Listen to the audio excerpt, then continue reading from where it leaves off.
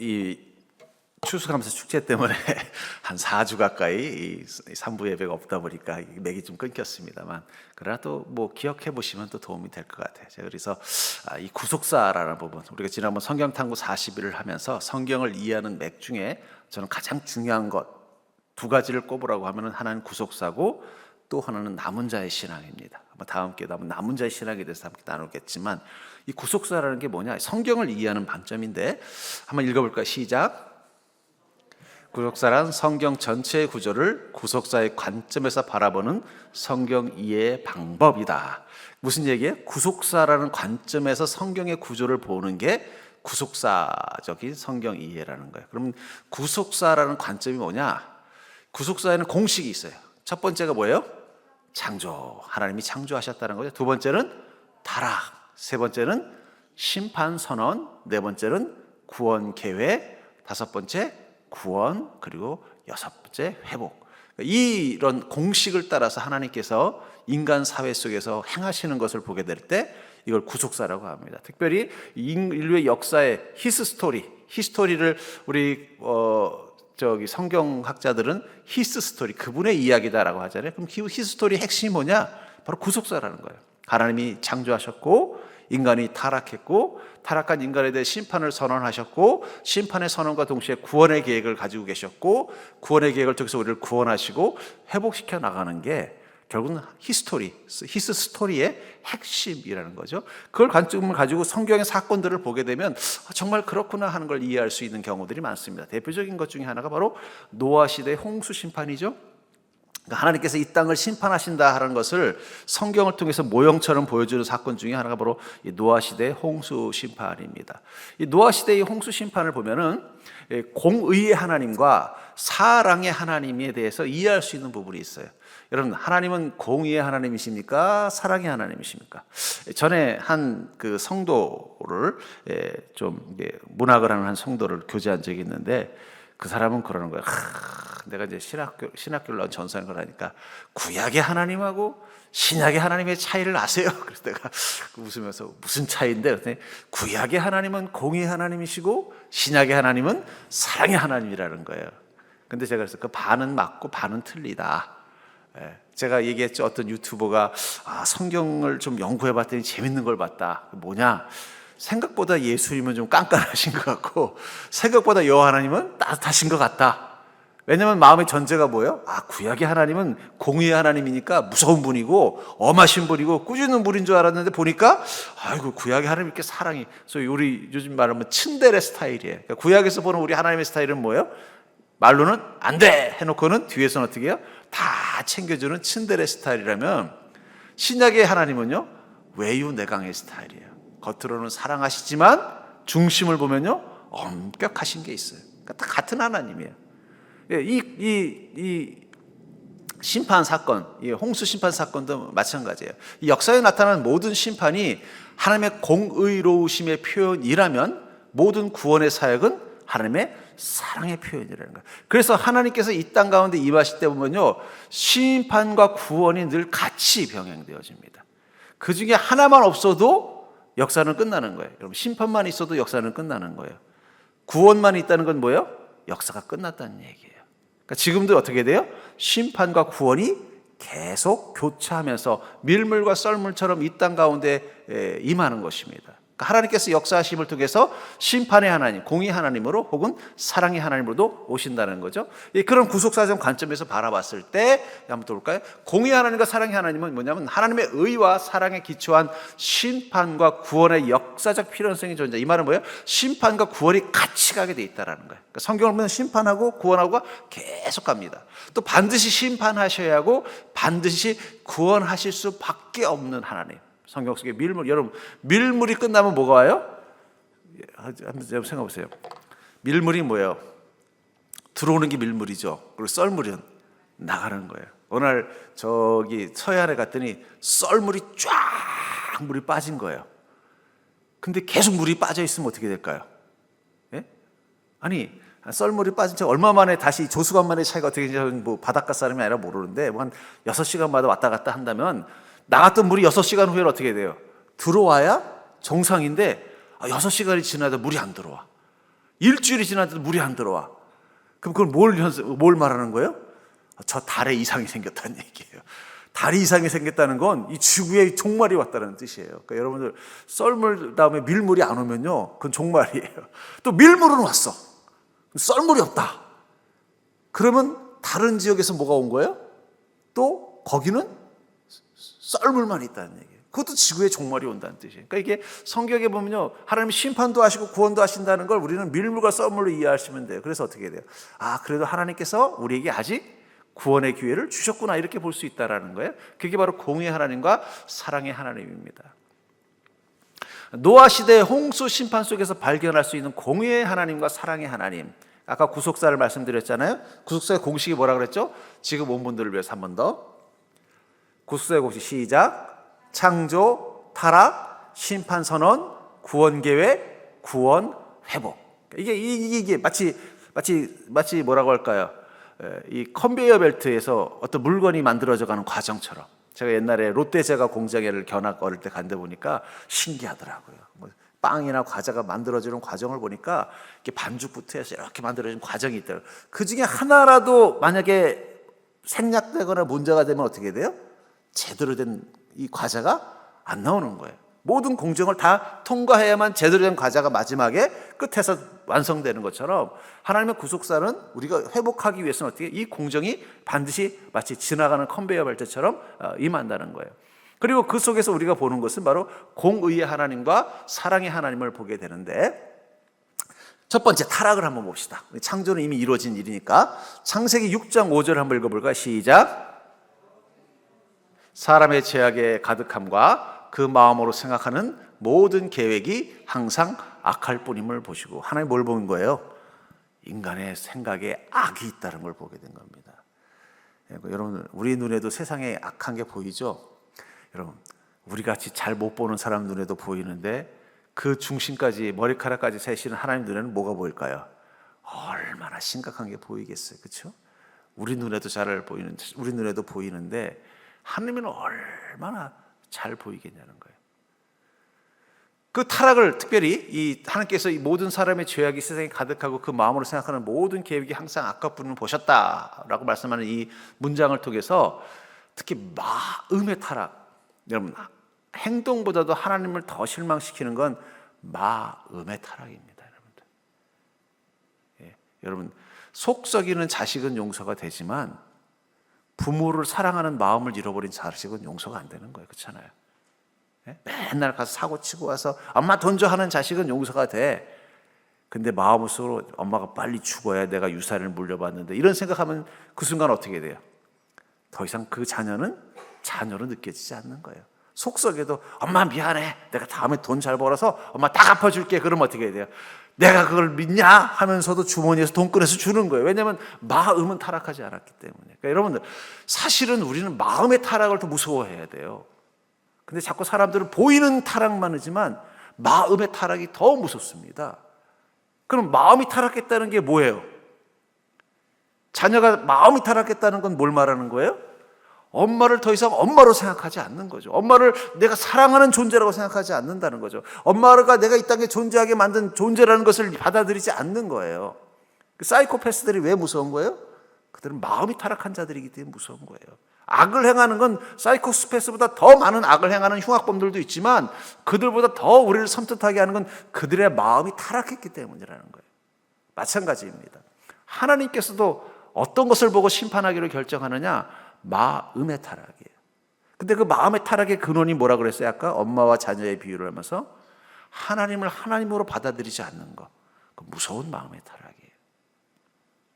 하나님보다 더 높아지고자 하는 것, 무서운 마음의 타락이에요.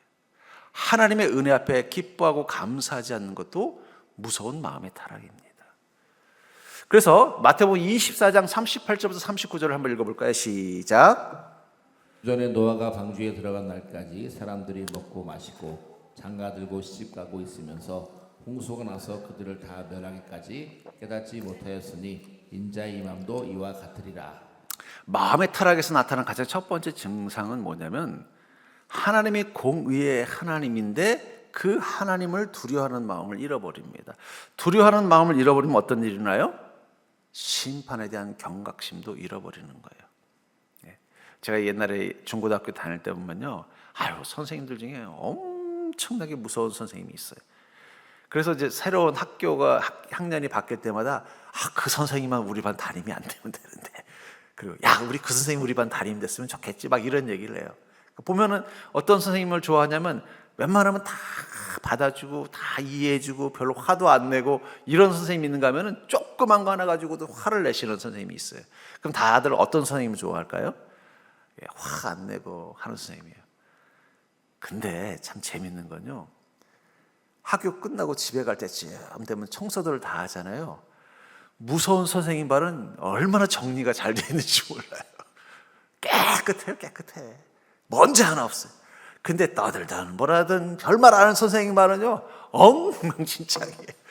엉망진창. 두 선생님을 다 경험해본 우리로는 무슨 생각이 들어요?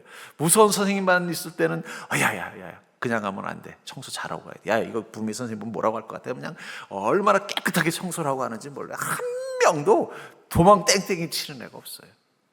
근데 정말 무고로인 같은 선생님 만났을 때는요, 수업 끝나면요, 절반이 사라져 있어. 남은 놈들만 청소하는 거예요. 그러면 또 부해가 나는 거예요. 뭐 내만 해도 그냥 가버리는 거예요. 엉망진창이 되는 거예요. 공의의 하나님을 경외하는 마음이 있으면 어떻게 될까요? 그 속에서 어떻게 돼요? 심판에 대해서 두려워하는 마음이 우리를 알고 믿음 가운데 더 살게 해주는 힘이 되는 거예요. 여러분, 하나님이 사랑만 하시면요, 우리 믿음 잃어버리게 돼 있어요. 부모도 무서운 모습이 있어야 그 자녀들이 바르게 자라는 거지, 사랑만 가지고는 절대 자녀가 바르게 자라잖아요. 자, 마음의 타락의 가장 큰 위험성은 하나님의 심판에 대해서 무감각해진다는 거예요. 심판이 무섭지 않으니까 어떻게 돼요? 자기 마음대로, 죄 본능대로 사는 것이 인간의 연약함입니다. 어쩌면 지금이 왜 위험한 시대라고 말하느냐, 옛날보다 법 질서를 안 지켜서 그런 게 아니잖아요. 그렇죠? 옛날보다는 인권도 좋고 인격적인 모습도 있고, 또 옛날보다는 흉악한 죄인들에 대한 대처도 잘 돼 있고, 옛날보다는 사람들과 사람들 관계에 그래도 어떻게 돼요? 나름대로 룰을 잘 지키는 시대예요. 근데 뭐가 문제냐? 마음이 타락했다는 거예요. 하나님에 대한 두려움이 없습니다. 심판에 대해 무감각해졌어요. 그것은 우리 안에서 서서히 우리를 타락하게 만들다가 어떤 한계치가 되면 갑자기 인간에게서 나타나는 흉악함이 보일 날이 있습니다. 그런 날이 올 수도 있어요. 성령 임재, 또 마음의 회복은 하나님의 심판에 대한 경각심을 갖고, 성령이 우리 안에 임재해서 우리의 마음을 회복시켜주는 순간 우리 안에 나타나는 첫 번째가 뭐냐면 하나님의 심판에 대한 경각심을 갖게 하는 것입니다. 그래서 예수님께서 처음 이 땅 가운데 오셔서 복음을 전할 때 제일 먼저 하신 말이 뭐예요? 회개하라, 천국이 가까워. 여러분, 천국이 가까웠으면 기뻐하라 그래야 되는데 왜 회개하라고 하셨을까요? 죄가 있는 자들에게는, 자신의 죄를 다루지 않는 자들에게는 천국이 와도 그것은 그들과는 아무 상관없기 때문이에요. 주님 그것을 알기 때문에 어떻게 하라는 거예요? 너희들의 마음의 경각심을 회복하라는 거예요. 하나님의 심판 앞에서 심판받는 자가 아니라 구원받는 자가 되야 된다는 거예요. 그래야만 가까워지는 천국이 의미가 있는 거 아니겠어요? 그것을 위해서 지금 무엇을 하라고 말하고 있는 거예요? 회개하라. 회개하라는 건 결국은 뭡니까? 우리 안에 있는 죄를 들여다보고 이것 때문에 심판받는 것을 두려워하며 이 심판으로부터 벗어나기 위해서 어떻게 하는 거예요? 주님께 회개의 모습으로 서는 것, 죄인임을 고백하고 예수 그리스도를 구주로 영접할 수 있는 용기를 갖는 것, 그게 바로 회개의 모든 것입니다. 전 그러면서 그런 마음의 경각심을 회복하는 게 중요하다는 거예요.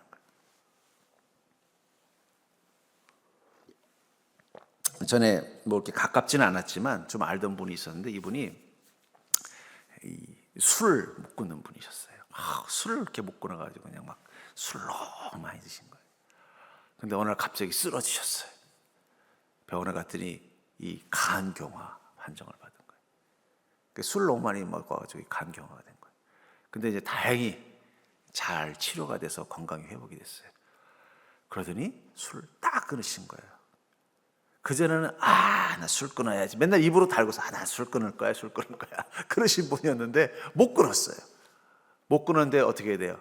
병원에 가서 죽을 고비를 넘기고 의사가 당신 이렇게 된 거 술 때문이니까 술부터 끊으세요. 야, 내가 이대로 가면 죽겠구나.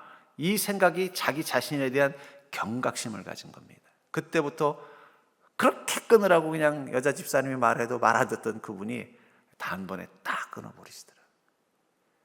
그때 그 깨달은 게 있습니다. 여러분, 경각심이라는 건 사실 우리에게 되게 중요한 거예요. 특별히 하나님의 심판에 대한 경각심을 갖는 것. 저는 그게 믿음에서 되게 중요한 요소라고 생각해요. 그래서 주님께서도 뭐라고 말씀하셨다는 거예요? 회개하라, 천국이 가까웠느니라. 자, 창세기 6장 11절부터 13절을 볼까요? 읽을까? 시작. 그때 온 땅이 부패하여 포악함이 이 땅에 가득한지라 하나님이 보신즉 땅이 부패하였으니 이는 땅에서 모든 혈육 있는 자의 행위가 부패함이었더라. 예. 그 하나님 보시니까 그건 온 땅이 어땠다는 거예요? 부패하여 포악함이 가득했다고 말하고 있어요. 예. 여기서 보면은 이 소위 말하는 타락의 세 가지 과정을 볼 수가 있습니다. 첫 번째, 그 다음에 읽어볼까? 시작. 하나님이 노아에게 이르시되 모든 혈육 있는 자의 포악함이 땅에 가득함으로 그 끝날이 내 앞에 이르렀으니 내가 그들을 땅과 함께 멸하리라. 하나님께서 이 땅 가운데 악이 가득하다라는 것을 세 가지로 이야기하고 있습니다. 첫 번째가 뭐냐? 부패하다. 히브리어로 샤트라는 말인데 상하다, 더럽혀지다, 멸망하다는 거예요. 여러분, 음식도 부패하면 그 순간부터 그건 뭐가 되는 거예요? 독이 되는 거예요. 독. 맛있고 몸에도 좋은 재료로 만든 음식도 그것이 상해지면 그 순간부터 뭐가 돼요? 독이 되는 거예요. 맛있게 먹고 그냥 병원 가서 고생하는 거예요. 그게 부패한다는 거예요. 그러니까 여러분, 우리 마음이 부패해지면 그 다음부터 우리의 마음은 우리에게 축복이 되는 게 아니라 우리 인생을 망치는 화가 되는 것입니다. 생각이 부패해지면 생각할 수 있는 능력이 우리에게 축복이 되는 게 아니라 오히려 우리 인생을 망치는 화가 되는 거예요. 감정이 부패해져 버리면 그 감정은 우리에게 풍성한 관계를 맺고 풍성한 삶을 누리는 게 아니라 우리를 망하게 만든다는 거예요. 우리의 의지가 부패해 버리면요, 우리가 성실하고 또 복된 삶을 사는 도구가 되는 게 아니라 우리를 완고하게 만들어서 하나님으로부터 멀어지게 만드는 게 바로 이 부패하다예요. 이 부패는 세 가지 단계 있습니다. 땅의 부패, 그 다음에 행위의 부패, 포악함으로 나간다고 말하고 있어요. 땅의 부패는 뭐냐? 기반, 바탕, 기초의 타락. 여러분, 땅이 좋아야 농사가 잘 되는 거예요. 우리나라 땅은요, 척박한 땅이라고 해요. 왜냐하면 이 좋은 영양분들이 이 물에 잘 쓸려 나가는데, 그래서 땅이 별로 좋은 땅이 아니래요, 우리나라 땅은. 그래서 어떻게 돼요? 우리는 계속 거름을 줘야 돼요. 그러니까 농부들이 봄만 되면 하는 일이 뭐예요? 왜 들불을 놓는지 아세요? 그건 물론 병충해도 잡지만 들불을 놓으면 그 잡초가 어떻게 돼요? 타면서 비료가 되기 때문이에요. 또 동물들의 배설물을 어떻게 해요? 모아가지고 그걸 가지고 가서 땅에다 뿌려줘야만 농사가 잘 짓는 거예요. 근데 어떤 나라 땅은요, 그런 거 안 해도 잘 자란대요. 비옥한 땅이 있고 척박한 땅이 있어요. 또 기후도 되게 중요해요. 제가 얼마 전에 우리 친한 목사님들과의 모임에서 이제 한 성도님이 이 사과 농장을 하는데 이제 거길 방문하게 됐어요. 갔는데 보니까 사과가 잘 안 돼요. 그래서 옛날에는 여기 사과가 되게 유명한 지역이었다는데 왜 이렇게 잘 안 돼요? 그랬더니 기후 때문이래요. 옛날에는 사과가 이 아래쪽에서 뭐 대구 사과 옛날에 유명했잖아요. 요즘은 대구 사과라는 걸 본 적이 없어요. 옛날에는 대구가 사과에 제일 유명했던 곳이에요. 쭉 올라와서 어디로 왔어요? 나중에 이제 뭐 충주 사과 뭐 이랬었어요. 근데 요즘 충주도 사과가 잘 안 된대요. 이제는 저 인제 사과, 저 북쪽으로 자꾸 올라가는 게, 더 올라가면 나중에 어떻게 해야 돼요? 대한민국에서 사과 농사를 잘 못하고 저 함경도 함흥 사과 뭐 이런 식이 될 거예요. 기후도 바뀌니까 어떻게 해야 돼요? 사과 농사가 잘 안 된다. 그래서 이 기후의 변화 속에서도 잘 자랄 수 있는 품종을 개발하려고 노력을 하고 있다는 이야기를 들으면서, 우리가 사는 이 땅이 부패해 버리면요, 우리가 뭘 해도 좋은 열매 맺기가 힘들어요. 그러니까 지금 우리의 믿음들이 힘들어지는 것 중에 하나는요, 이 땅의 부패도 있습니다.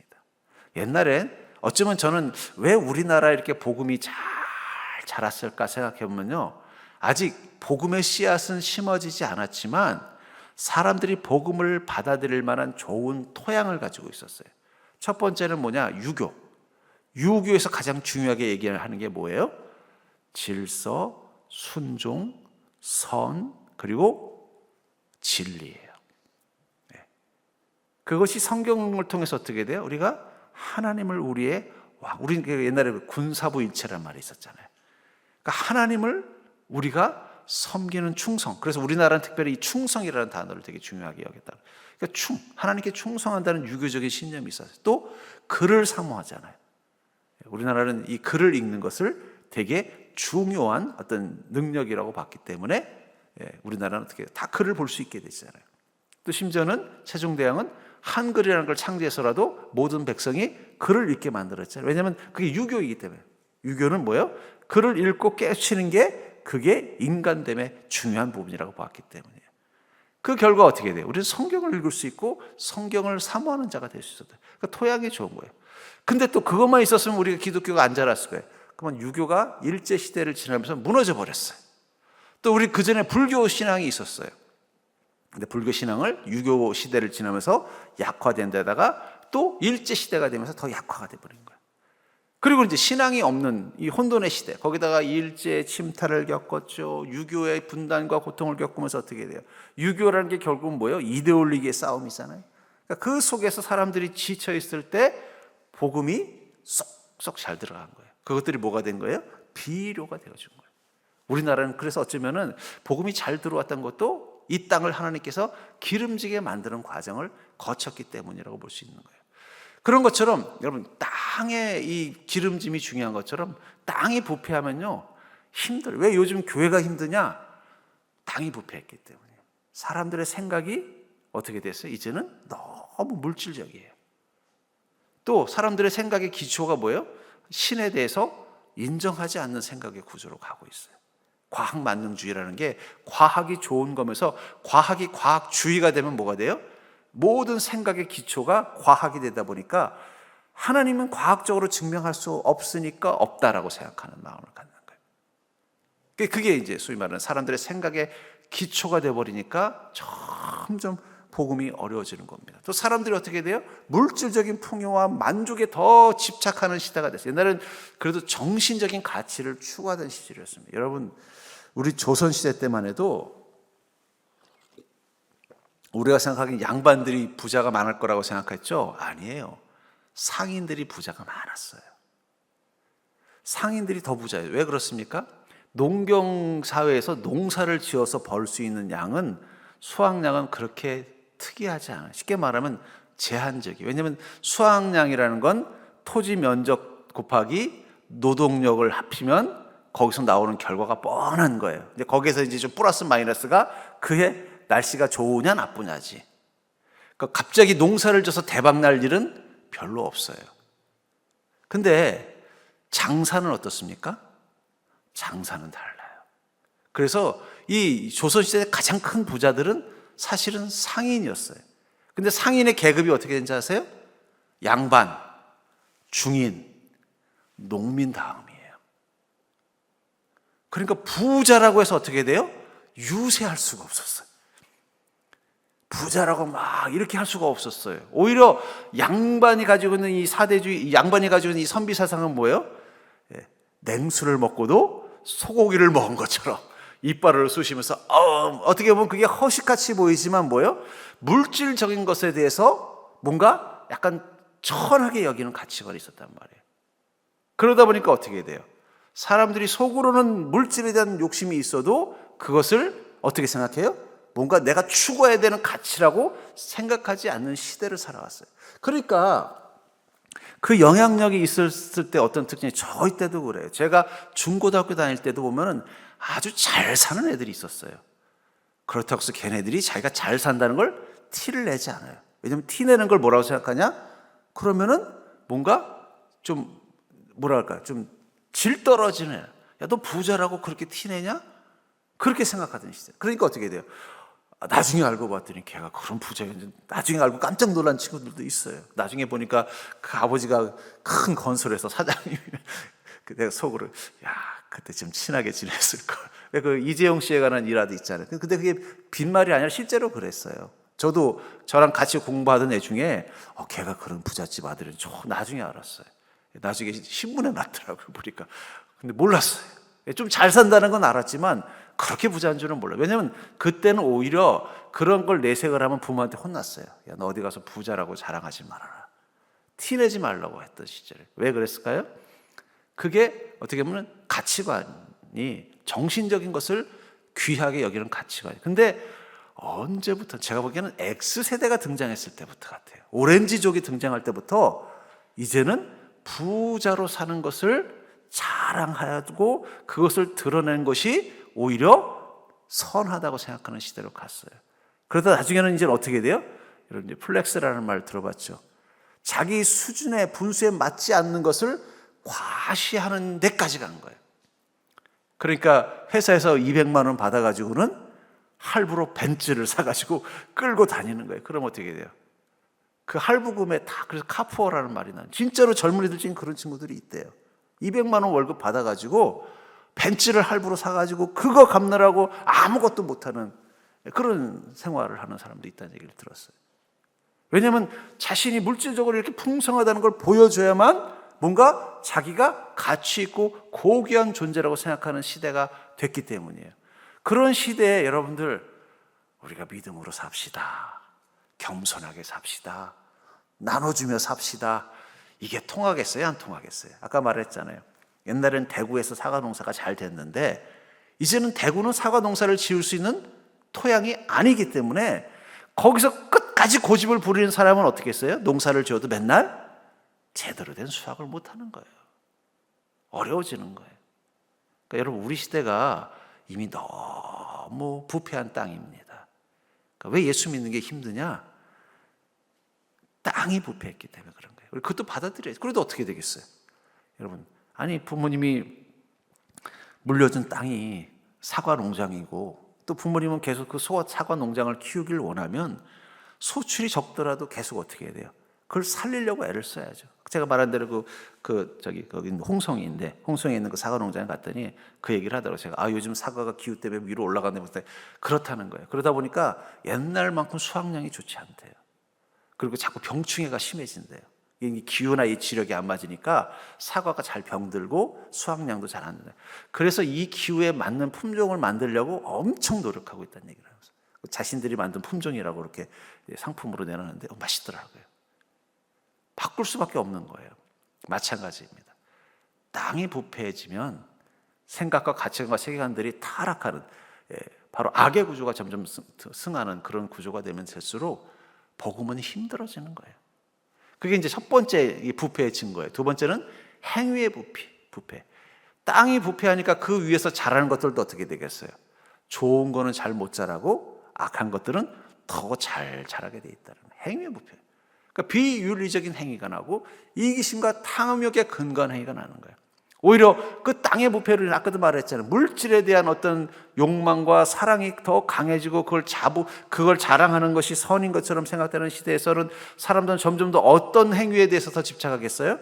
돈을 더 많이 버는 방법. 수단과 방법을 가리지 않고 돈을 더 많이 버는 방법. 다른 사람들을 이용해서라도 내가 돈을 더 많이 버는 방법들을 고민하면서 살게 되니까 어떻게 행위에도 악이 임하는 거예요. 나는 그 보이스피싱 하는 사람들 얘기 들어오면서 나는 그 사람들이 다 중국 사람인 줄 알았더니 한국 사람이라는 말에 충격을 받았습니다. 그 보이스피싱 때문에 엄청나게 많은 사람들이 피해를 보는데 그거를 할 수 있다라는 그것도 보니까 아주 흉악한 범죄자도 아니더라고요. 그냥 그거 하면은 알바 얼마 준다 하니까 그 목돈 마련하려고 그 보이스피싱을 같이 하는 그게 어떻게 가능할까? 결국은 땅의 부패가 행위의 부패로 이어지게 돼 있다는 것입니다. 저는 군대에서도 그걸 많이 느꼈어요. 군대라는 문화 자체가 선하지 못한 문화가 되니까 그 안에서 행하는 행위도 어떻게 돼요? 선하지 못한 행위들이 나타나고 그것을 전혀 부끄러워하지 않는다는 거예요. 그게 행위의 부패입니다. 행위의 부패로 나타난 결과가 포악함이에요. 결국 공동체도 어떻게 돼요? 부정적이고 파괴적인 공동체가 되는 거예요. 포악함. 요즘 세상 돌아가는 거 보십시오. 어느 공동체, 여러분들이 경험한 공동체 중에 야, 저긴 정말 사랑이 많고 질서가 있고 선하고 화합이 넘치는 거 본 적 있습니까? 정치판도 예전보다 더 심각해. 옛날엔 그래도 싸우다가도 뭔가 화해점도 찾고 서로 존중도 해주고 뭐 내가 뽑은 대통령이 아니라도 박수도 쳐주고 하더니 요즘은요 그런 거 없어요. 끝까지 가는 그 포악함인 거예요. 교회도 어떻습니까? 옛날엔 웬만하면 은혜로 넘어가던 일들이 이제는 안 되는 시대가 포악함이 더 만들어진다. 세상에 어딜 가도 그래요. 선한 곳이 없는 시대가 됐어요. 지식인들이 모이는 공동체도 어떻게 돼? 학교에 가봐도 서로 포악함이 있고. 결국은 이게 근원적인 원인이 뭐냐면 부패함이라는 거예요. 부패함. 우리가 그런 관점에서 세상을 바라보면요, 하나님은 지금 어떤 세상을 보고 있을까요? 내가 괜히 만들었나?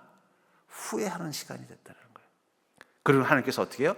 심판을 선포하십니다. 그 끝날이 내 앞에 이르렀으니 내가 그들을 땅과 함께 멸하리. 왜 땅과 함께라고 그랬어요? 땅의 부패함이라고 얘기했잖아요. 구조적인 것까지 바뀌지 않으면 변화가 일어나지 않기 때문에 땅과 함께 멸하겠다라고 선언을 하신 게 심판의 선포입니다. 자, 하나님께서 심판을 선포하신 걸로 끝났으면 우리는 이곳에 존재하지 않을 것입니다. 최근에 그 노아에 관한 영화가 나왔는데 그 영화에 대해서 좀 불편한 마음이 생겼어요. 뭐냐면 노아가 하나님의 계시를 받고 방주를 쳐요. 근데 방주를 지으면서 계획이 뭐냐? 이 땅이 타락한 건 인간이니까 아예 인간이 남지 않는 세계를 만들어야겠다. 그래서 일부러 자기 자녀들도 어떻게 돼요? 후대를 남기지 못하도록 계획을 짜는 장면들이 나옵니다. 그걸 보면서 좀 불편하지만 내가 노아라면 그랬을 수도 있겠다는 생각이 들더라고요. 결국은 인간이 문제예요. 인간이. 그렇죠? 인간이. 여러분 이 지구를 다시 회복하는데 100년이면 돼요. 단 그 100년의 조건이 뭐냐? 지구에 인간이 한 명도 없으면 돼요. 그럼 생태계는 다시 돌아옵니다. 딱 100년만 지나도 생태계는 다 정상이 돼요. 근데 인간이 있으면 생태계는 정상으로 안 돌아오고 더 나빠져요. 그런데 하나님이 무엇을 하시는 거예요? 그 인간을 포기하지 못하는 거예요. 그게 구원이에요. 그러니까 심판을 선언하시고서 그 다음에 두 번째로 한 게 그 다음에 한 게 뭐라는 거예요? 그럼에도 불구하고 내가 이 땅에서 구원할 자를 찾겠다라는 거예요. 창세기 6장 14절부터 15절을 한번 읽어볼까요? 시작. 너는 고페로 나무로 너를 위하여 방주를 만들되 그 안에 칸들을 막고 역청을 그 밖에 칠하라. 내가 만들 방주는 이러하니 그 길이는 300규빗, 너비는 50규빗, 높이는 30규빗이라. 예. 하나님께서는 구원의 계획을 가지고 계시면서 제일 먼저 하신 게 뭐냐? 방주를 짓도록 말씀하셨다는 거예요. 그러니까 여러분 하나님의 구원의 계획은요 철저하게 하나님이 주도하십니다. 예를 들면 그 구원을 어떻게 하기로 했어요? 방주를 만들어라 라고 말씀하고 있었잖아요. 저는 그래서 그 생각도 들었어요. 방주 말고 방법이 있다면 뭐가 있을까? 너희는 저 에베레스트 산 제일 꼭대기로 이주하고 짐승들도 그곳으로 불러라. 내가 그래서 꼭대기는 좀 남겨놓겠다. 이렇게 해도 가능할 수 있잖아요. 그렇잖아요? 근데 하나님은 어떤 방법을 선택했어요? 방주를 짓게 했다는 거예요. 방법론이 포함되니까. 여러분 하나님이 우리를 구원하실 때는 반드시 그 어떻게 하실지도 하나님이 주도하시는 것입니다. 그리고 구체적으로 어떻게 했어요? 그 방주에 입주할 대상까지도 다 정했죠. 그래서 소위 말하는 거룩한 것과 부정한 것을 나눠서 부정한 것은 2쌍씩만, 거룩한 것은 5쌍씩 넣도록 하지 않습니까? 그리고 이 일을 위해서 누구를 선정했어요? 노아를 택한 것입니다. 노아를 택해서 노아를 구원의 실행을 하도록 준비하신다는 거예요. 그러니까 하나님께서 구원의 계획을 가질 때 이 세 가지가 있어요. 방법론, 어떻게 구원하실 것인가. 두 번째는 구체적으로. 그리고 누구를 통해서 이 일을 시작할 것인가. 이게 구속사실 때 되게 중요한 거예요. 이게 왜 어떤 의미냐? 구원은 방주 안에 머무는 것입니다. 그렇죠? 결국은 이 물 심판에서 살아남은 생명들은 어디에 있었던 거예요? 방주 안에 있었던 거예요. 그 방주 안에 있지 못했던 생명들은 어떻게 됐어요? 다 그 심판을 피하지 못했습니다. 뭐 노아는 당대의 의인이었다고 치지만 노아의 자녀들도 당대의 의인이었나요? 셈, 함, 야벳. 해서 함을 보면은요, 그가 갑자기 아버지를 원망했겠어요? 그의 내면에도 가인의 성향이 있었던 거예요. 그럼에도 못 들고 어떻게 해요? 방주 안에 있었기 때문에 생명을 구한 것입니다. 또 그 짐승들도 어떻습니까? 더 정결한 짐승도 있었을 수 있어요. 하지만 그것들이 구원을 받은 게 아니라 방주 안에 머무들었기 때문에 그런 것입니다. 그래서 이 구원의 계획을 보면 창세기 6장 18절부터 20절을 읽어볼까요? 시작. 나 너와는 내가 내 언약을 세우리니 너는 내 아들들과 내 아내와 내 며느리들과 함께 그 방주로 들어가고 혈육 있는 모든 생물을 너는 각기 암수 한 쌍씩 방주로 이끌어들여 너와 함께 생명을 보존하게 하되.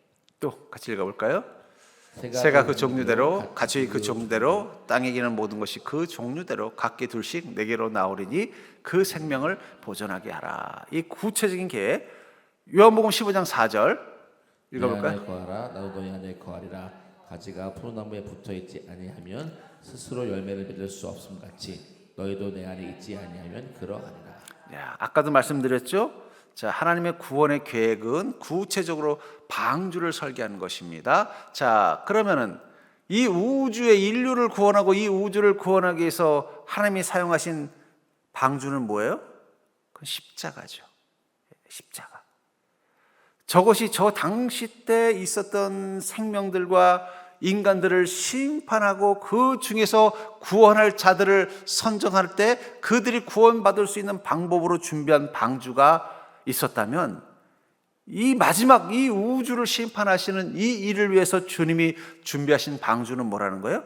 설계도는 십자가라니까. 왜 십자가야 되느냐라는 질문은 왜 방주여야 되냐는 질문과 같은 거예요. 그렇죠? 그러니까 세상 사람들은 그래요. 왜 꼭 예수 믿어야 구원 받습니까? 그 말은 뭐냐면 꼭 방주로만 해야 되나요? 물론 그래요. 뭐 방주가 아니라 아까도 말했잖아요. 차라리 에베레스트 산 꼭대기를 좀 예쁘게 집을 지어가지고 거기로 다 모이게 해서 이 홍수가 오는데 에베레스트 산 꼭대기만 남겨놓고 다 잠기게 하면은 그것도 다 심판이 되잖아요. 근데 하나님은 그 방법을 선택한 게 아니라는 거예요. 뭘 선택했어요? 방주를 선택하셨다라는 거예요. 거기에 대해서 우리가 이의 제기를 하자니 애매한 거죠. 그렇죠? 아니, 하나님이 방주로 구원하든 잠수함으로 구원하든 아니면 노아에게 비행기를 만들게 하실 수도 있잖아요. 비행기로 구원하든 그 구원의 방법에 대한 주권은 누가 가지고 있는 거예요? 하나님이 가지고 계신 거예요. 마찬가지입니다. 왜 예수님의 십자가에야만 구원을 받습니까? 라는 질문은 뭐예요? 그건 하나님의 구원의 주권의 주권인데 그걸 우리가 불만 삼을 수 없다라는 거예요.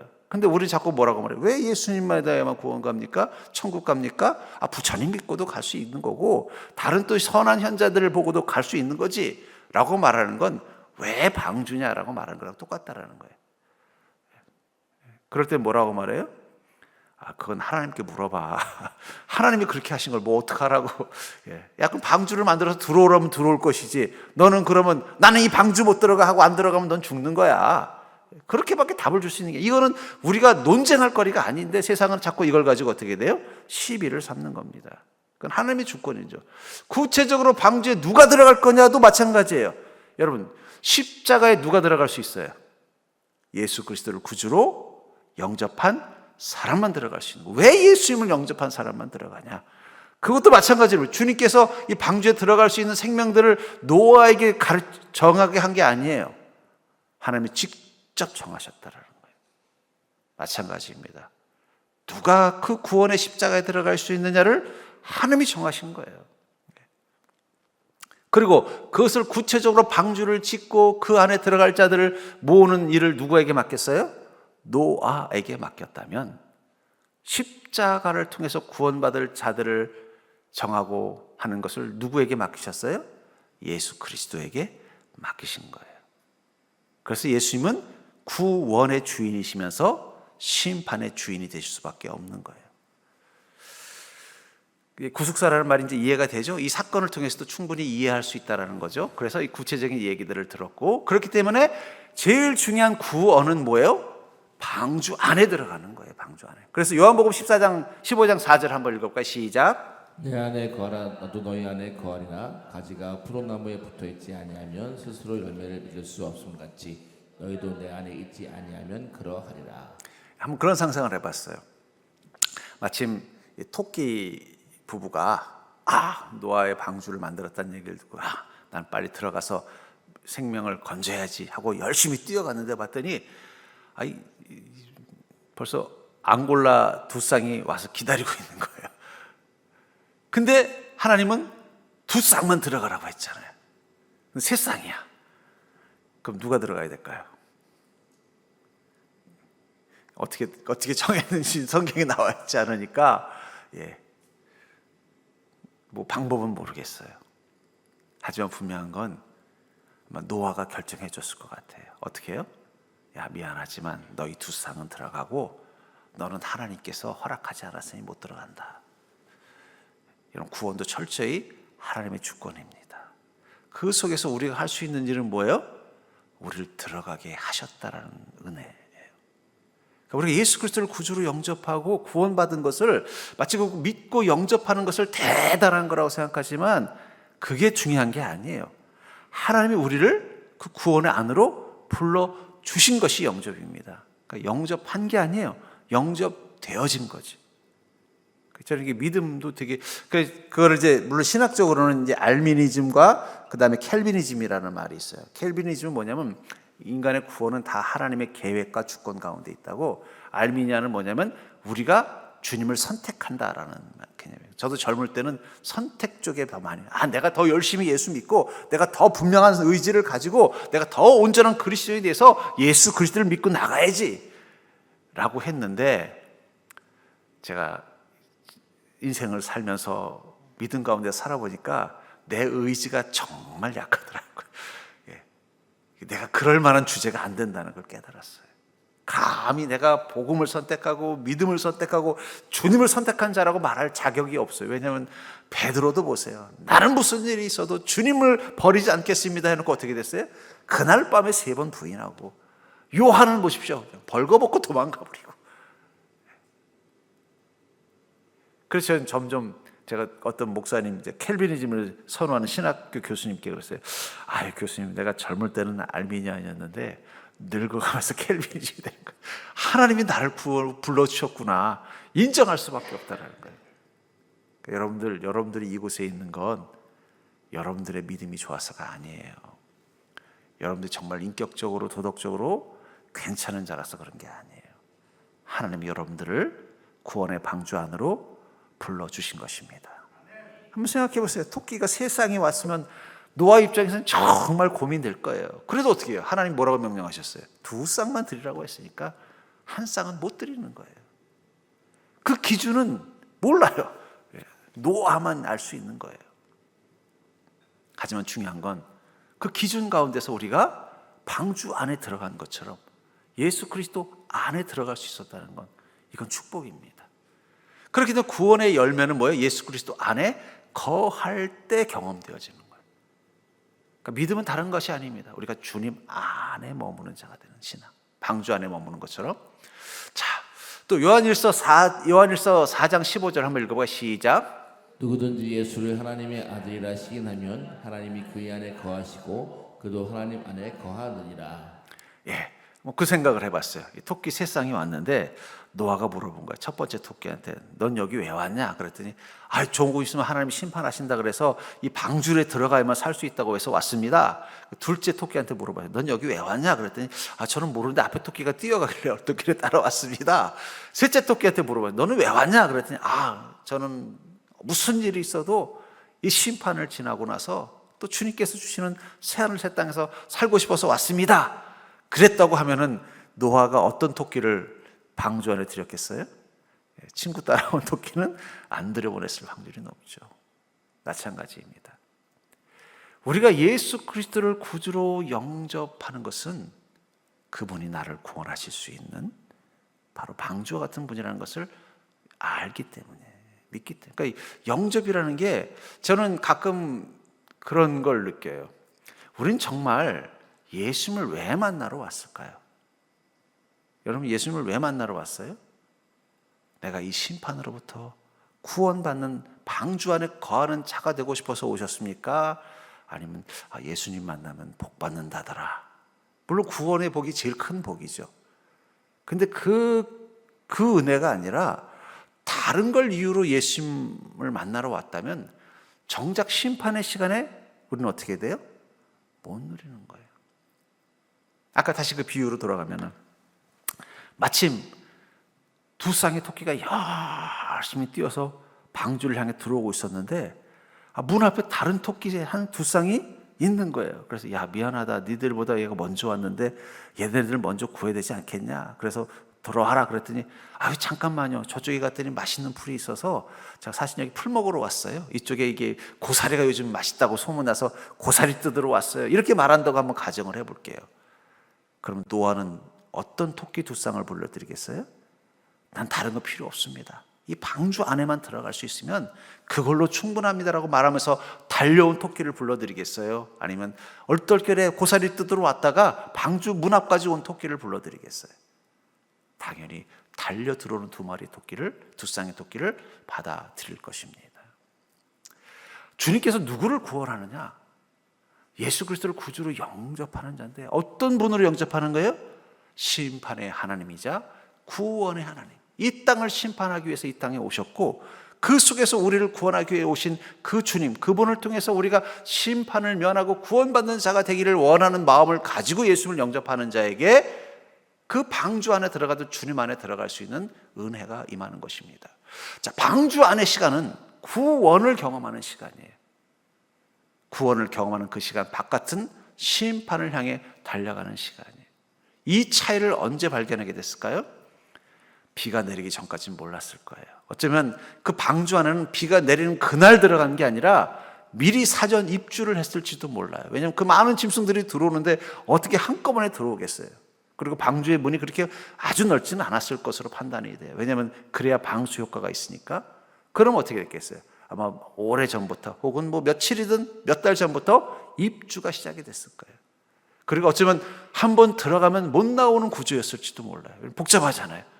토끼 두 마리 구한 줄 알았더니 그새 또 나가가지고 딴 데 가서 저기 토끼풀 뜯고 있느라고 들어온 줄 모르고 닫아버리면 큰일 나잖아요. 그러니까 어떻게 돼요? 한번 들어오면 못 나가는 구조였을 거예요.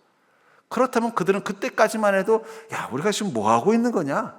좀 저기 방주 바깥에 저렇게 좋은 풀이 많은데 지금 여기서 이 건초 먹고 있게 생겼냐? 이런 생각이 들 때가 있었을 것입니다. 그런데 드디어 방주의 문이 닫히고 갑자기 하늘에서 비가 쏟아지기 시작하면서 사방이 물바다가 되고 그곳에서 방주가 그 무리를 떠오르는 순간 바깥에서 짐승들이 그 물속에 떠내려가면서 별교하고 비명이 들리는 시간, 그때서야 토끼들은 고백할 거예요. 우리가 이 안에 있길 잘했구나. 우린 구원받았구나. 어쩌면 우리가 이 믿음으로 살아가는 것, 이 시간은 방주 안에 들어온 시간입니다. 근데 중요한 건 바깥이 아직 심판이 임하지 않은 거예요. 미리 사전 입주한 거예요. 그러니까 우리는 이렇게 살면서 어떻게 돼요? 때로는 자꾸 문 밖을 보면서 아유, 뭐 이렇게 살 필요도 없는데 꼭 이렇게 살아야 되나? 혹은 문 밖을 보면서 바깥 세상이 더 좋은데 꼭 이런 믿음 가지고 살아야 되나? 사실은 이번 코로나가 교회들에게 엄청난 타격을 줬습니다. 심지어는 수원중앙교회에는 고명진 목사님이 그러시더라고요. 코로나 이후로 교인이 60%가 줄었대요. 엄청난 타격을 받았다는 얘기를 하더라고요. 물론 이제 거기 건축하는 것도 이슈가 있었어요. 코로나 때 또 건축까지 해가지고 좀 힘들었었던 것 같아요. 좀 이제 나중에 회복이 됐는지 잘 모르겠습니다만, 하여튼 뭐 고 목사님 그렇게 말씀하셨다니까. 근데 그게 한 교회만의 문제가 아니라 지금 모든 교회들이 코로나 이후로 최소한 성도가 30% 이상은 다 빠져나갔다 그래요. 그럼 왜 빠져나갔을까? 그들은 어디로 갔을까? 우리 교회도 지금 코로나 이후로 교회 안 나오는 성도들이 좀 있습니다. 근데 전화해 보면요, 너무 반가워요. 아이고 목사님, 제가 인터넷으로 드리고 있어요. 그러면서 안 와. 예. 그러다 좀 한번 오라 그러면 한번 싹 왔다가 또 안 와. 예. 왜 그럴까? 사실은 뭐 방주 안에 있는 것보다 바깥에 있는 게 어떻게 돼요? 더 편하죠. 네. 어쩌면 지금이야말로 우리가 정말 왜 주님 안에 있는지를 돌아봐야 되는 시간이에요. 왜 우리가 주님 안에 머물러야 되는가? 지금의 삶 속에서 그 이유를 찾으려고 하면 어떨 때는요, 아마 지금 코로나 이후로 안 나오는 성도들의 특징이 그걸 거예요. 아이고, 뭐 내가 믿음 없는 것도 아니고, 주일날 교회 안 나가니까 너무 편하네. 가서 뭐 괜히 그 집사님 괜히 뭐냥 막 자꾸 뭐 나한테 뭐 잔소리하고, 그렇게 예수 믿으면 돼, 이런 잔소리 듣기도 싫고, 뭐 내가 집에서 편하게 하루 푹 쉬니까 너무 좋은데 뭘 꼭 굳이 가야 되나? 그러면서 믿음을 잃어버린 건 아니에요. 그럼 뭐라 그래? 그래, 오늘은 TV로 좀 예배 드리지. 요즘 보니까 우리 교회 또 실시간으로 유튜브로 영상, 요즘은 또 보니까 유튜브를 TV로 볼 수 있더라고요. 제가 최근에 알았습니다. 유튜브를 TV로 볼 수 있다는 사실을 최근에 알았어요.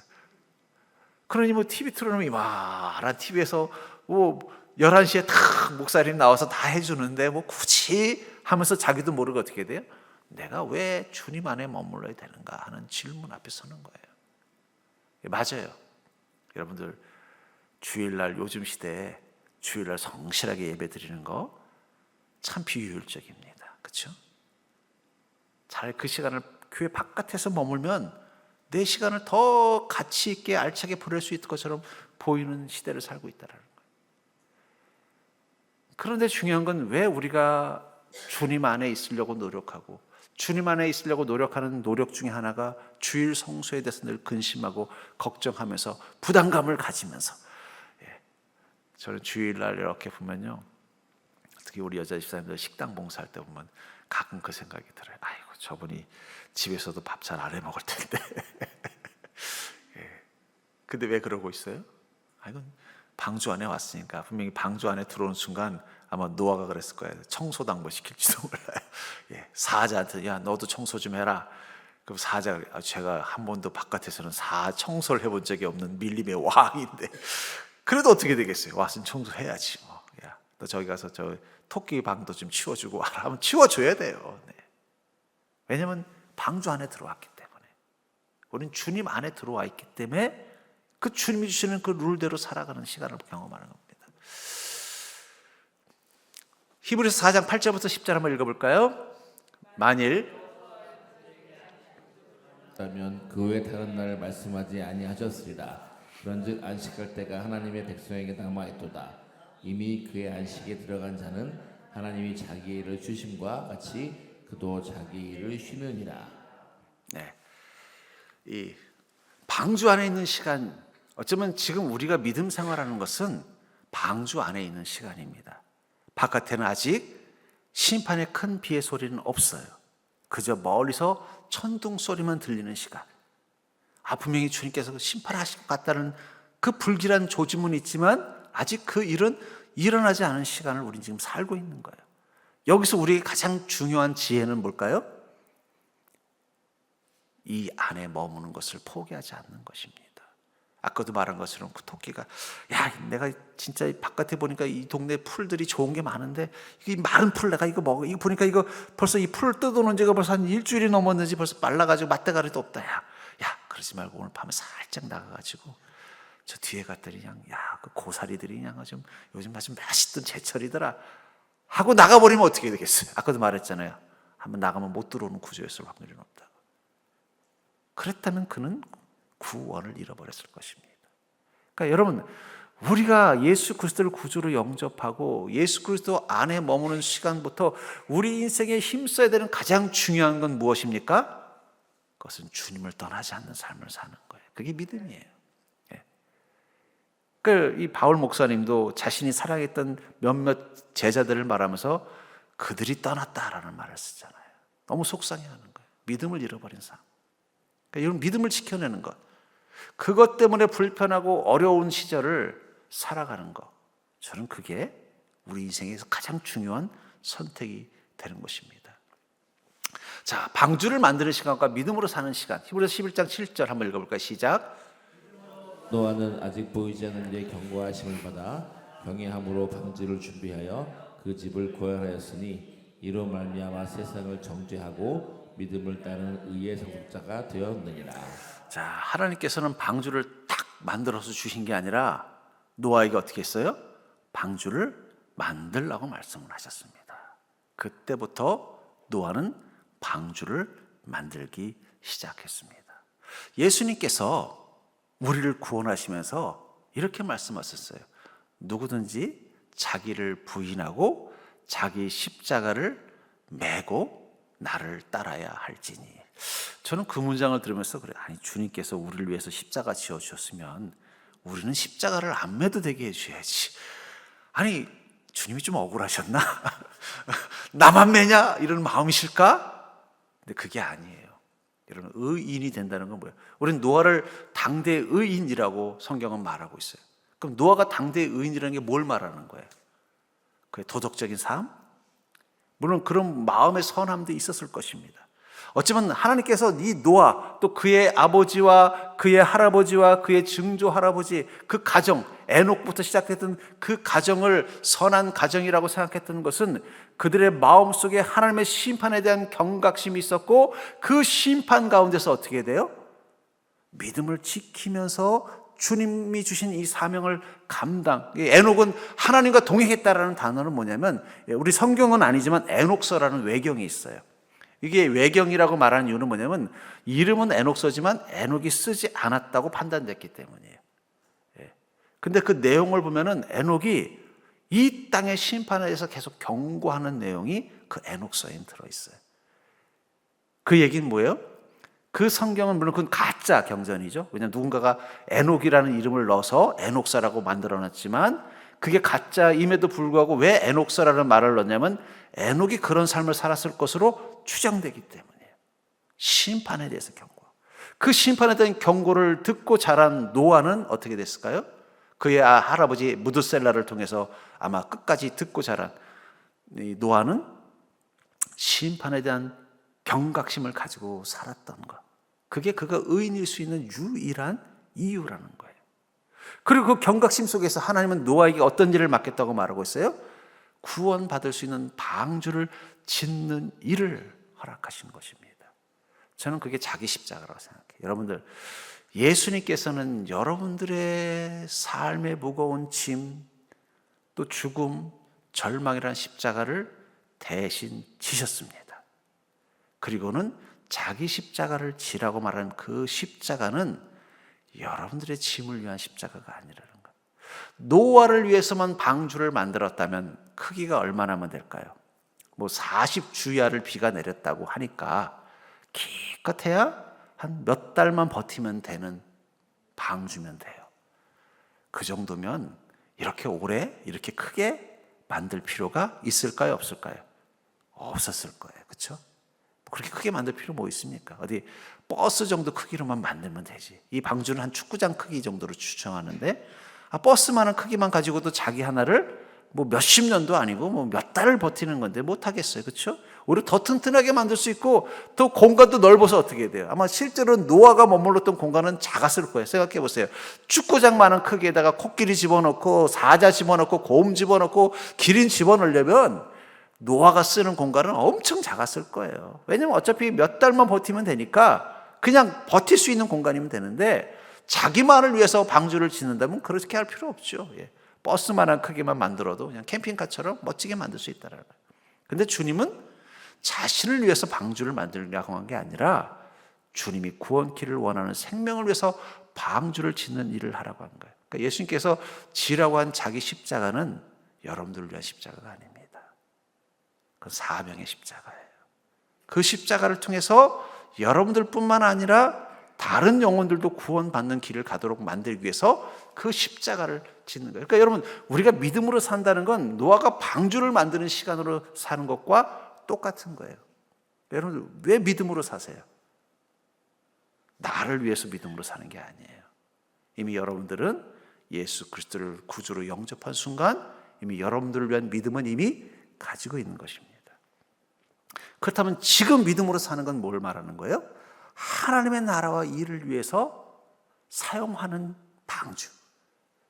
그것을 위해서 우리는 믿음으로 사는 시간이라는 거예요. 그래서 믿음을 따르는 의의 상속자가 되었다. 아직 보이지 않는 일에 경고하심을 받은 시간. 분명히 우리는 지금 하나님께서 곧 심판하실 거라는 경고하심을 받은 자입니다. 그리고 그 심판에 대한 경고를 받았기 때문에 믿음은 하나님의 심판의 계획과 예수 그리스도를 구원의 방주로 받아들이는 것이 우리 안의 믿음이라면 지금 우리는 왜 믿음으로 사느냐? 경외함으로 방주를 준비하는 것처럼 복음을 받아들이고 온전히 믿음 가운데 살아가는 것은 구원의 방주를 준비하는 시간이라는 거예요.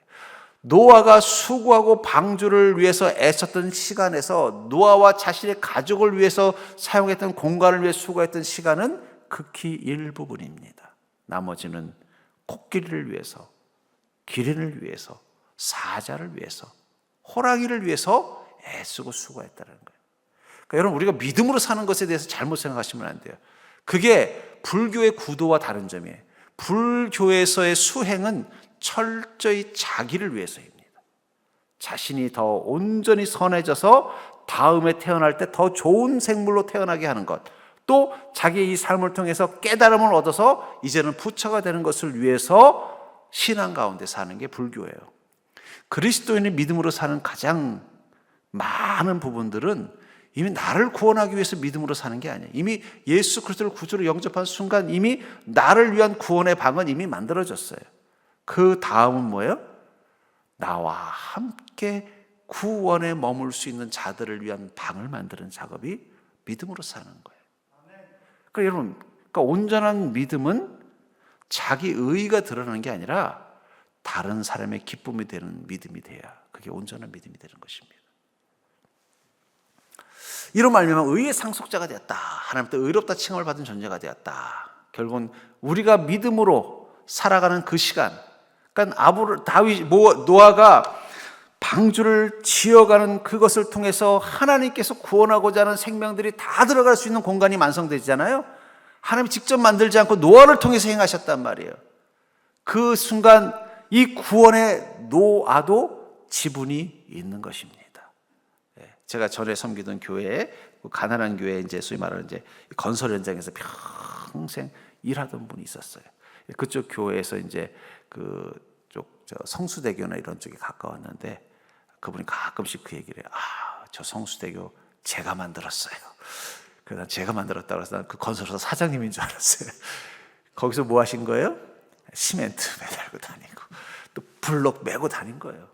그래도 그분이 성수대교 만들었어요? 안 만들었어요? 그분도 지분이 있는 거예요. 뭐 사장님만 지분이 있겠어요? 설계한 건축가만 지분이 있겠습니까? 그분이 가서 콩쿠리 밀고 가서 철근 조인 것도 그분이 그걸 했기 때문에 성수대교가 완성이 된 거잖아요. 마찬가지라는 거예요. 우리가 믿음으로 살아가는 이 시간들을 통해서 마치 노아가 방주를 만들었을 때 왜 노아가 위대한 거예요?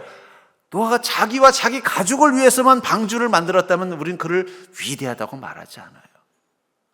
그는 자신이 수고해서 만든 방주 안에 많은 생명들이 살아갈 수 있는 기회를 허락했기 때문에 우리는 그를 위대하다고 말하는 것이고, 하나님은 그것을 소위 의인의 조건이라고 합니다.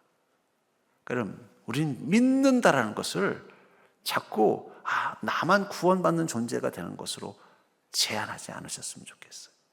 어쩌면 우리 시대가 개인주의 사회가 되다 보니까 자꾸 믿음도 개인주의화돼서 나만 잘 믿고 나만 선하고 나만 하나님께 기쁨과 사랑되면은 충분하다고 생각하는 잘못된 생각을 가지고 있습니다. 아닙니다.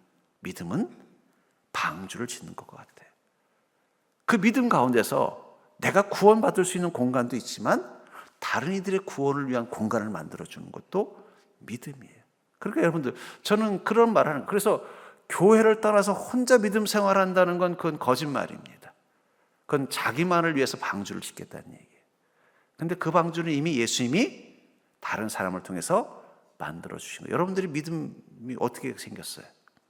여러분들에게 믿음을 가르쳐 주시고 믿음을 경험하도록 도운 이들이 있었잖아요.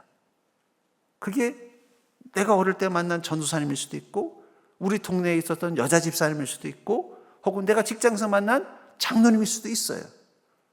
근데 그분은 어떻게 여러분들이 믿음을 갖게 만들었을까요? 그분은 또 그 믿음 가지고 여러분들에게 거머할 수 있는 공간을 만들어 준 겁니다. 그러니까 여러분, 우리가 예수 그리스도를 구주로 영접한 순간 이미 여러분들을 위한 구원의 공간은 이미 생긴 거예요. 그 다음부터 우리가 믿음으로 살아가는 건 뭘 말하는 거예요? 다른 사람들이 거할 수 있는 구원의 공간을 만드는 거예요. 노아가 코끼리를 위해서 방을 만들고 사자의 방을 만드는 것처럼. 저는 특별히 우리가 이 자꾸 개인주의 시대가 되다 보니까 믿음도 자꾸 개인주의화 되다 보면 그 믿음의 풍성함을 잃어버리는 것입니다. 전 여러분들의 믿음이 나를 구원하는 믿음으로 만족하지 않고 다른 사람들이 구원받을 수 있는 공간을 만드는 믿음이 될 수 있기를 주의 이름으로 축복합니다. 그러니까 교회 안에서 우리가 믿음 갖는다는 걸 바울 목사는 뭘 말하는 거예요? 거기서 사랑 가지고 또 자비 가지고 온유함 가지고 또 인내 가지고 하라고 말씀하는 게 뭐예요? 그걸 통해서 다른 사람들도 거할 수 있는 공간을 만들어 주라는 뜻이에요. 그러니까 믿음은 결국은 뭐가 돼요? 다른 사람들을 사랑하고 섬기고 주님의 나라를 세우는 일을 위해서 결국 우리가 행동하도록 만들 수밖에 없는 거예요. 왜냐하면 믿음의 목적이 그것이기 때문입니다. 날마다 믿음 가운데 사는 그리스도인은요, 방주를 제작하는 노아의 시간을 경험하는 것입니다. 하나님은 노아에게 방주를 주시지 않고 만들게 하셨다는 거예요. 그러니까 저는 여러분들이 날마다 믿음으로 사는 게 노아가 방주를 짓는 것과 똑같다는 사실을 기억하시기 바랍니다. 그래서 교회의 부흥은 여러분들의 믿음에 달려있는 거예요.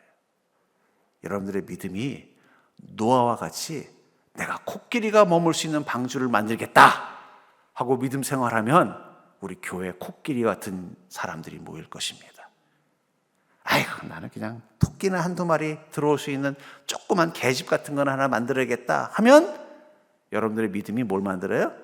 토끼 정도만 들어오게 만드는 거예요. 왜냐하면 믿음의 궁극적인 목적은 방주를 짓는 것이기 때문입니다. 자, 방주를 만드는 시간은 세상의 의를 전파하는 시간이다. 베드로후서 2장 5절 한번 읽어볼까요? 시작.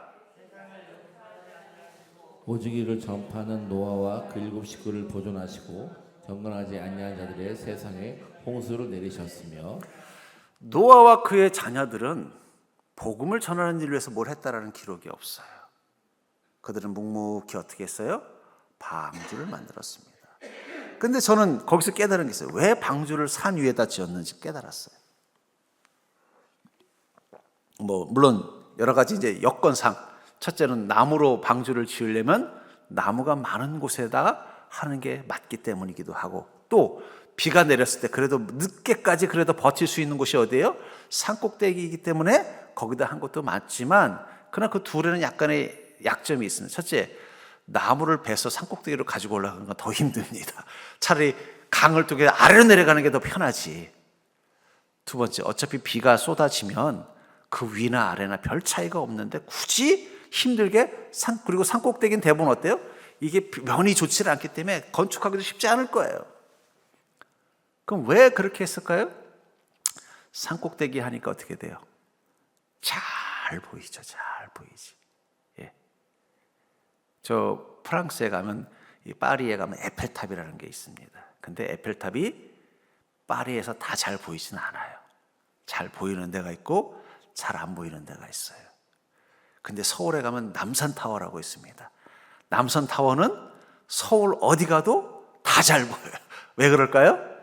에펠탑은 땅에다 지었고 서울타워는요, 남산타워는 산 위에 지었기 때문에. 왜 방주를 산 위에 지었을까? 이건 제 개인적인 추측입니다. 노아가 복음을 전하지 않더라도 관심 있는 자들은 그곳으로 올 것이기 때문입니다.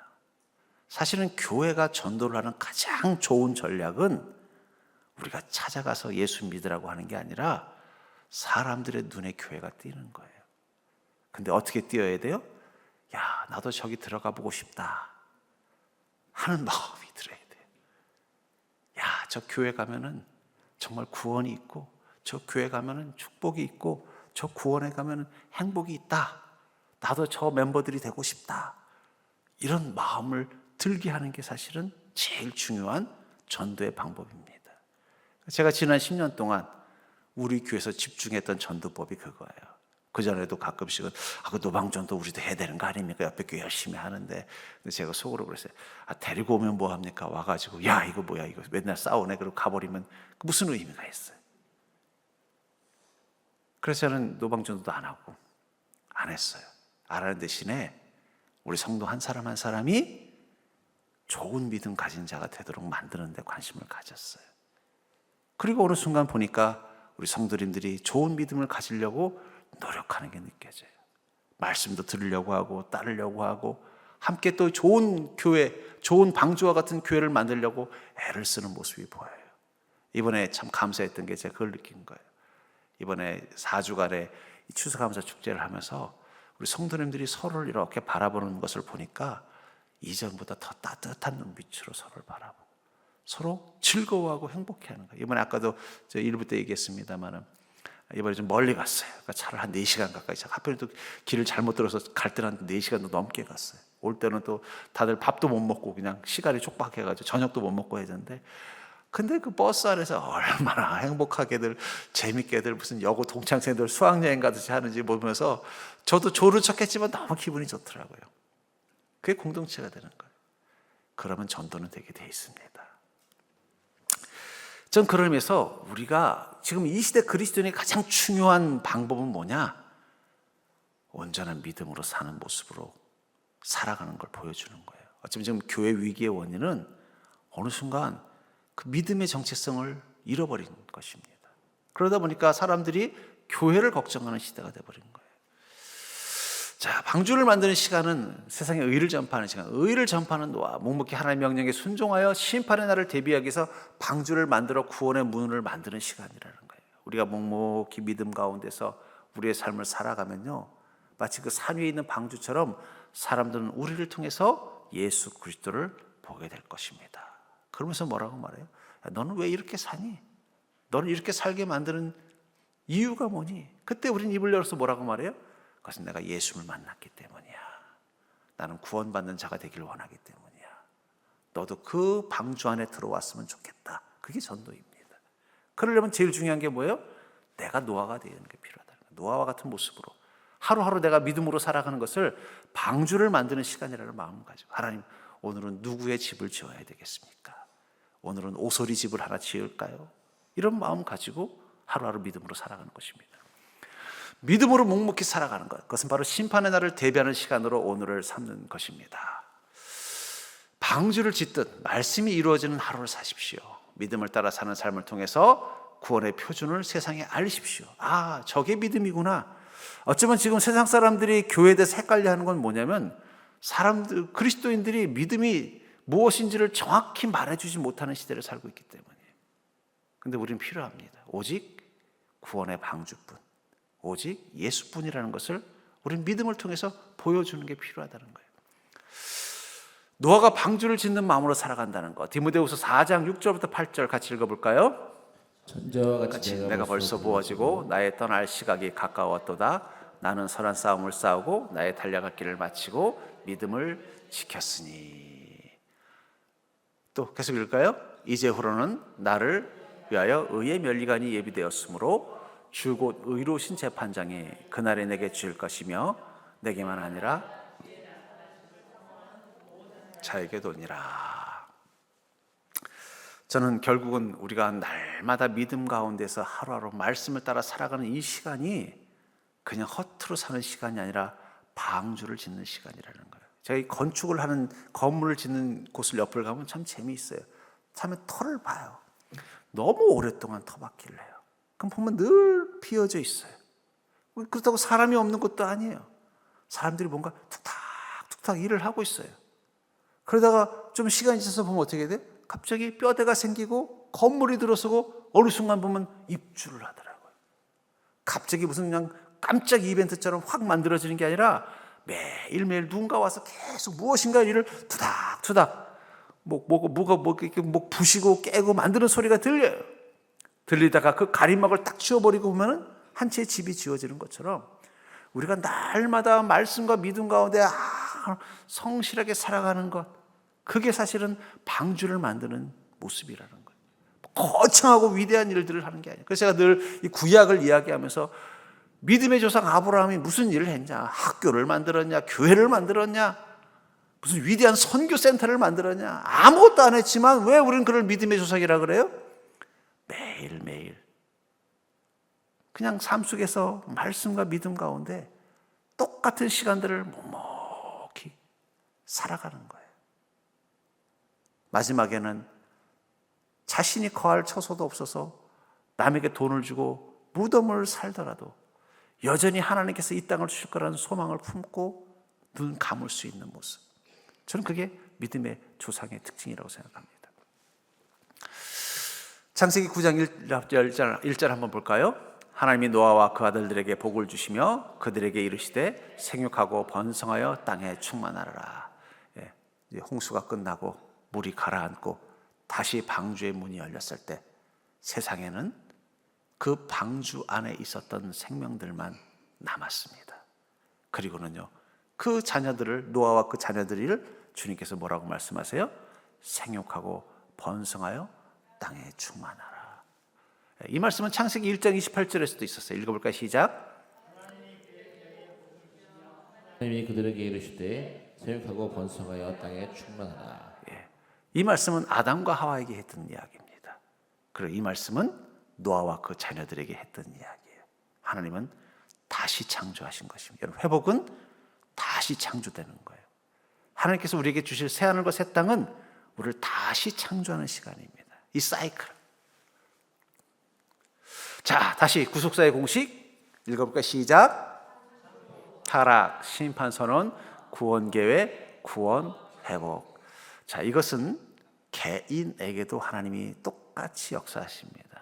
여러분들의 안에 계신 성령님, 여러분들에게 생육하고 번성하라는 축복의 약속을 주시고 명령을 주셨는데 우리가 어느 순간 그 마음에 악을 갖게 되고 그 중심에 악을 행하는 타락이 되면 하나님은 공의의 하나님이시기 때문에 어떻게 돼요? 반드시 심판을 행하십니다.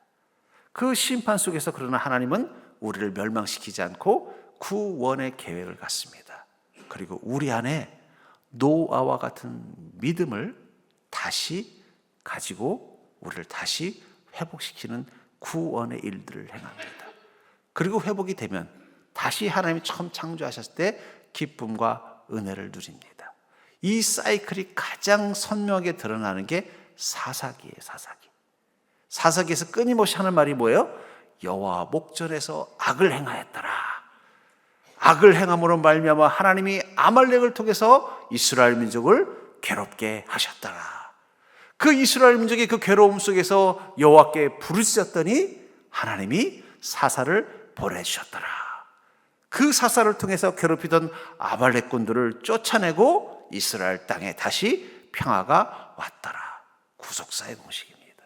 하나님이 일하시는 공식. 그러니까 여러분들 여기서 제일 중요한 게 뭐예요? 지금 내가 어떤 상황이냐가 중요한 거예요. 타락이라면 심판이 기다리고 있다는 걸 기억하셔야 됩니다. 심판의 시간이라면 주님의 구원을 찾으셔야 됩니다.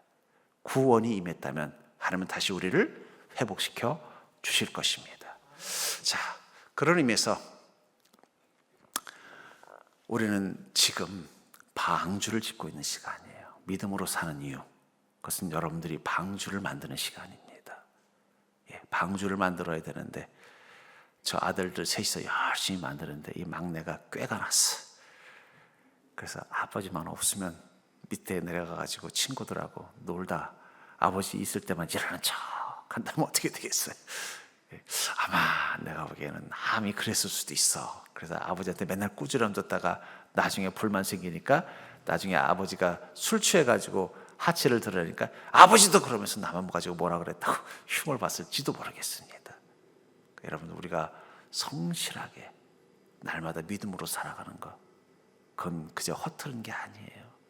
정말 중요한 거예요. 왜냐하면 방주를 짓는 일이 잘 돼야 그 심판으로부터 면할 수 있는 생명들이 머물 수 있는 공간이 생기기 때문입니다. 자, 그러면 당신은 지금 노아처럼 살고 있는가? 여러분들 심판을 기억하며 살고 있나요? 왜 노아와 그 가족들은 그렇게 열심히 방주를 만들었어요? 심판을 기억하는 자였기 때문에. 믿음은 심판을 기억하며 사는 것입니다. 예수 그리스도 안에 거하여 있습니까? 우리를 구원할 수 있는 방주는 예수 그리스도입니다. 그분 안에 거하는 믿음이 있는 자만이 심판을 면할 수 있어요. 그래서 우리는 어떻게 돼요? 날마다 주님 안에 거하려고 노력하는 것입니다. 또 날마다 구원의 방주를 짓는 믿음으로 사는가? 여러분들을 위한 방주는 주님이 이미 주셨다면 이제 주님께서 함께 머물기를 원하는 다른 이들을 위해서 방주를 짓는 일을 위해서 여러분들은 성실하게 믿음 가운데 있는가? 그리고 여러분들은 하나님의 구속사 안에 있는가? 여러분, 심판을 경험하든 구원을 경험하든 중요한 건 하나님이 사랑하시기 때문에 경험하는 것입니다. 하나님이 사랑하지 않는 이들은 경험할 이유가 없는 것입니다. 전 그러면서 여러분들 우리가 구속사 안에 있다는 건 축복입니다. 자, 이제 성경을 이렇게 보셨으면 이제 앞으로는 성경을 볼 때 구속사의 관점에서 성경의 스토리를 보면 어떻게 돼요? 아, 하나님이 이렇게 일하시는구나 하는 것을 더 풍성하게 보게 될 줄 믿습니다.